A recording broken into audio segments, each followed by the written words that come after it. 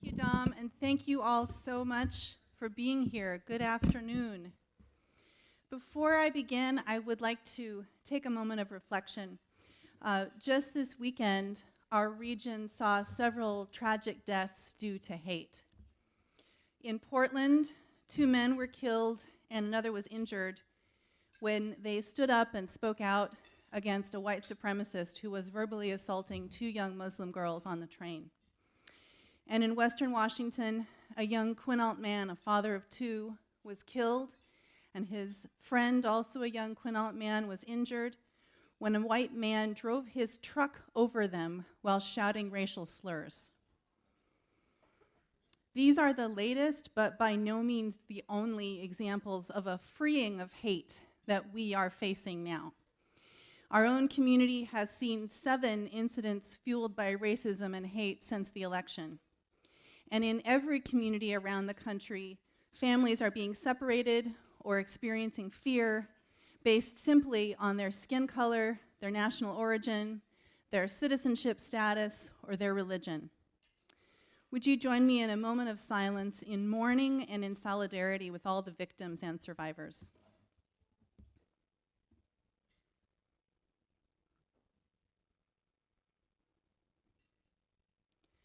Thank you. As Dom said, I have the honor of being the director of the Peace and Justice Action League of Spokane, and I welcome you to our luncheon, our organization, and our intergenerational regional movement. The Peace and Justice Action League is a precious organization to me, not only because it's where I do the social justice work that is really sacred to me, it is also my own political birthplace.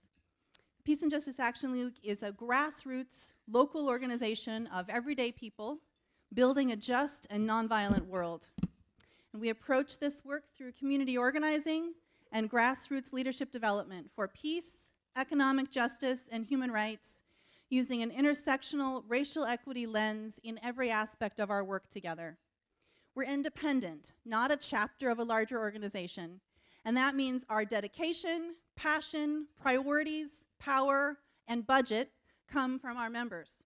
Since 1975, our work has been sustained by everyday people like you here in this room.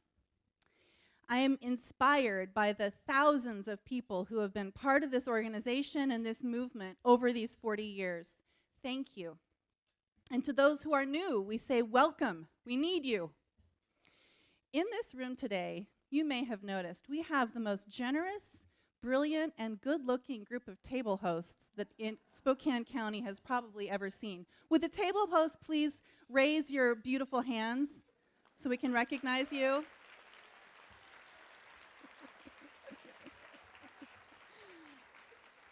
Thank you for bringing us all together today.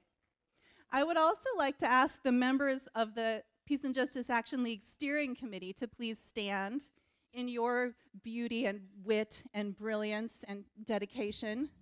Arise, arise, steering committee members. Marvelous.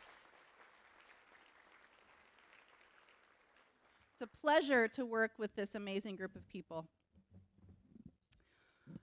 And I would be very remiss if I didn't also ask us to recognize and thank the servers and staff here at the Lincoln Center. Thank you for your work.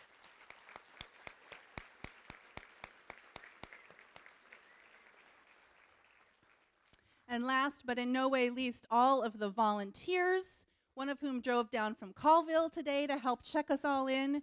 All the volunteers who helped make this event possible, thank you so much for giving your time to this effort. Thank you.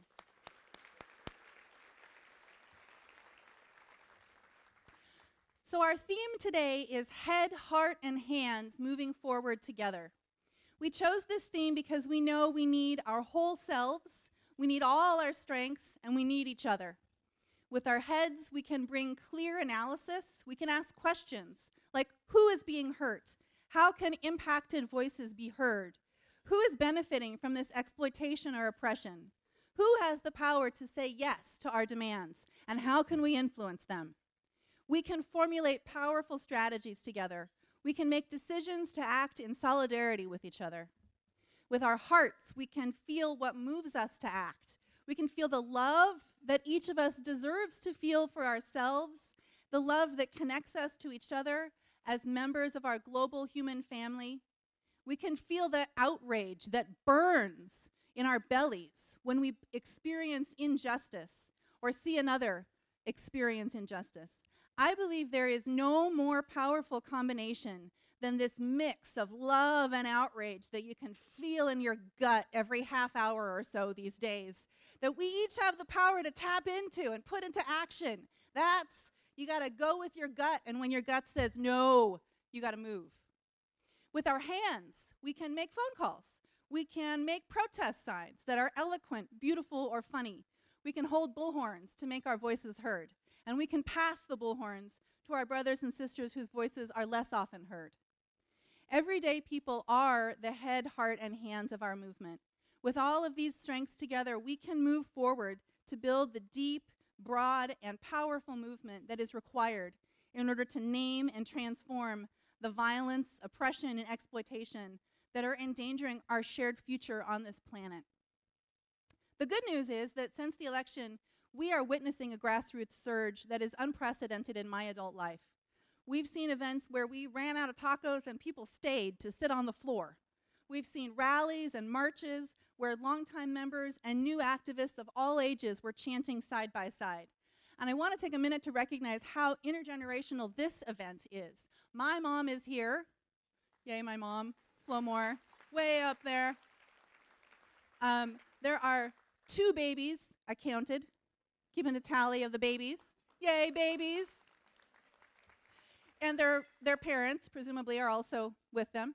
And I know that there are many folks in this room who have been part of this movement. I know there's an intergenerational table right there. I know there's an intergenerational table or a relationship stretching from the stage to the audience. And Lane's pointing at somebody. Oh, mother-daughter, another mother-daughter over here. Yay. So this is one of the things I love about the Peace and Justice Action League the most, is that there are multiple generations in this community of this organization. Up here at the table, too. Lisa's son is here, way up there. Hey, Lucas. Yeah. So if you have a sharp eye, you can spot my kids in the slideshow. Anyway, so we have this amazing grassroots surge that is moving multiple generations of families into action. It's unlike anything that I've ever seen, and it really gives me hope. Because of this surge, we have seen some victories in the last 4 months, and it is only if this surge continues that we will see victories in the next 4 years and beyond. We know that racism and anti-Muslim and anti-immigrant bigotry and xenophobia didn't start on November 8th. Militarism, imperialism, and America first and only didn't start on November 8th. Misogyny didn't start on November 8th. Those systems of domination, exploitation, and unearned advantage did not start with the Trump, Bannon, Pence administration, and they won't end with the next election. Right? I mean, bad news, but that's the deal. PJALS members tell us that what sets PJALS apart from other organizations is our boldness, our willingness to take strong positions in service of our shared values, to speak out and stand up together for equity, justice, and alternatives to war. We're unique in our staying power and our consistency over 40 years, and we're unique in our deep roots in this community and region. PJALS has taught me very clearly that social justice organizing is not a sprint, and it's not a marathon. Social justice movement building means we are all a giant relay team. We all have to show up when it's our turn to carry the baton, but we don't have to do it alone. And what will we do together as this giant relay team with your involvement and your support? Together, we will reject the Trump, Bannon, Pence assault on human rights, right?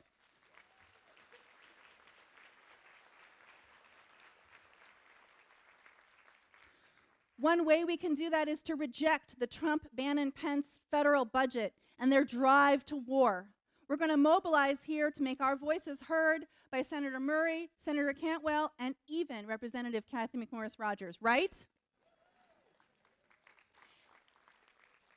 And together, we're going to reject and defeat attacks on Muslims, Latinos, refugees, and immigrants. Yes?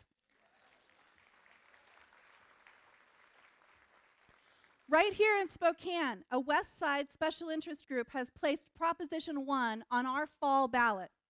They want to legalize police profiling based on citizenship status and create a show-me-your-papers city of suspicion and fear. One powerful way that we can reject the Trump-Bannon-Pence agenda of hate and white supremacy is to say no to profiling and harassing immigrants and people of color right here in Spokane. So we're going to vote no and defeat Proposition 1, right?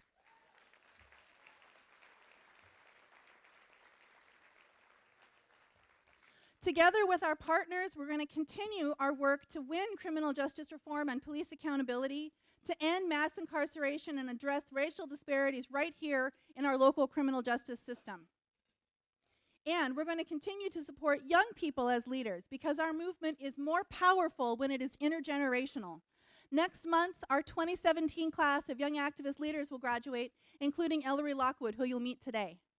And this summer, by popular demand, we will launch a new expanded workshop series to sharpen the skills, analysis, and organizing chops of newly minted activists and newly re-engaged activists. In summary, when human rights are under attack, what do we do?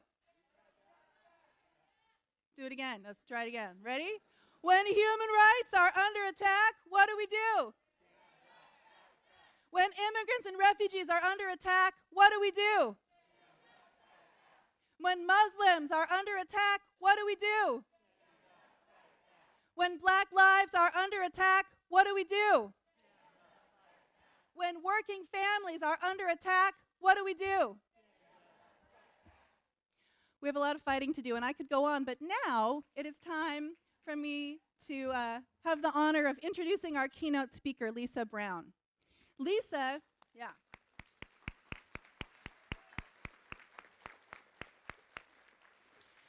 Lisa has been carrying the baton for peace and human rights for decades. I personally am very grateful for her in leading local Central America solidarity work, which allowed me to open my eyes to the impact of U.S. training and funding death squads in El Salvador and elsewhere. She served for 20 years in the Washington State Legislature, first in the House and then in the Senate, where she became the first Democratic woman to serve as the Senate Majority Leader. She is now the Chancellor of WSU Spokane. Will you please join me in welcoming Lisa Brown?